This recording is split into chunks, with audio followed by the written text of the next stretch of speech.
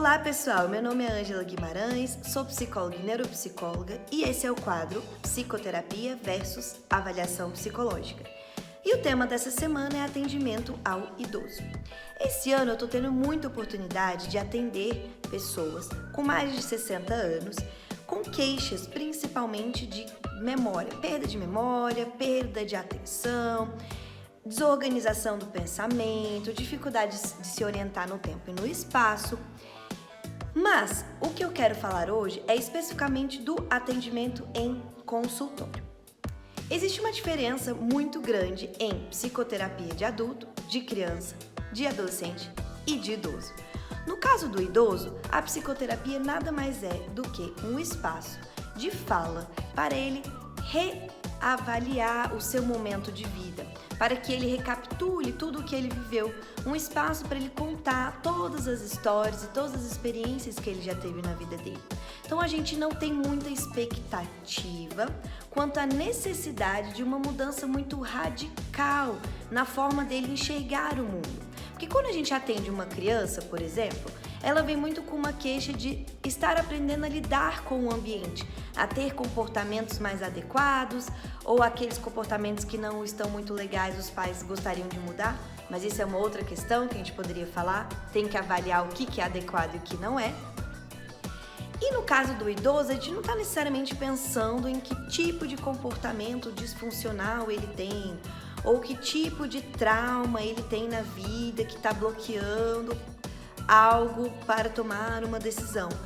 Não, eles vêm muito mais com uma demanda de poder realmente sentar e falar sobre a sua história de vida. Eles estão em um novo momento. A terceira idade, como é muito dito hoje em dia, é exatamente o momento do idoso reavaliar tudo o que ele já viveu e o que ele gostaria de viver agora. Por quê? Porque ele não tem mais aquela necessidade de ter que trabalhar igual o adulto para conquistar suas coisas, para ter os seus patrimônios. Ele já está no momento de pensar o que eu quero fazer com os meus últimos anos de vida. Querendo ou não, a finitude e a morte viram uma temática muito importante nessa fase.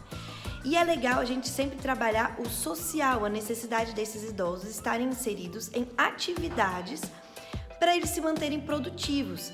Não necessariamente produtivos no sentido de ter que ganhar dinheiro, mas de fazer atividades que o mantenham ativos e autônomos. Então a gente vai trabalhar a autonomia sempre e a independência dele o máximo que ele puder, dentro das limitações dele, claro. E no caso da avaliação neuropsicológica, mais especificamente, a gente vai trabalhar quais alterações cognitivas e comportamentais que esse idoso já apresenta e o que ainda está funcional e o que já está deixando de ser funcional. Para a partir daí, a gente pensar num tratamento de uma reabilitação cognitiva e de uma rotina dentro da própria casa e com a família, em conjunto com essa família, estratégias que ele possa adquirir para lidar com essa disfuncionalidade. Muitos já têm uma alteração mais significativa, que já chegam a ter um diagnóstico de uma doença de Alzheimer ou já ter um Parkinson, que acaba afetando também a cognição.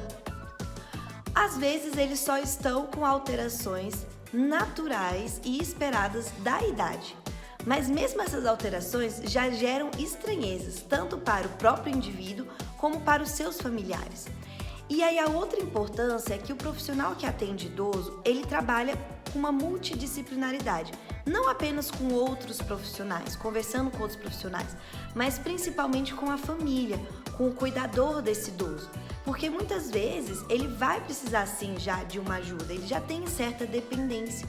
Às vezes, é também uma questão só emocional. Ele pode estar preservado no campo cognitivo, mas emocionalmente pode ser uma pessoa que não se dá muito bem com a família, que os filhos já estão cada um com a sua vida e não dão tanta atenção para esse idoso. Então, muitas vezes, ele precisa de um cuidador para ajudar na parte emocional, para tentar evitar ter uma depressão, não se sentir muito sozinho. Então, a solidão também é uma outra temática que vem.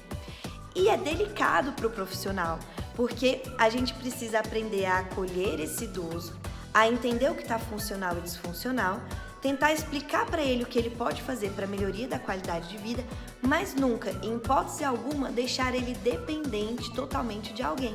Então a gente tem que sempre incentivar essa autonomia, lembrando das limitações deles. Tudo bem, pessoal? Espero que vocês tenham gostado. Isso é só um pouquinho do atendimento com o idoso. Teriam muitas outras coisas para falar, mas a gente se vê na semana que vem.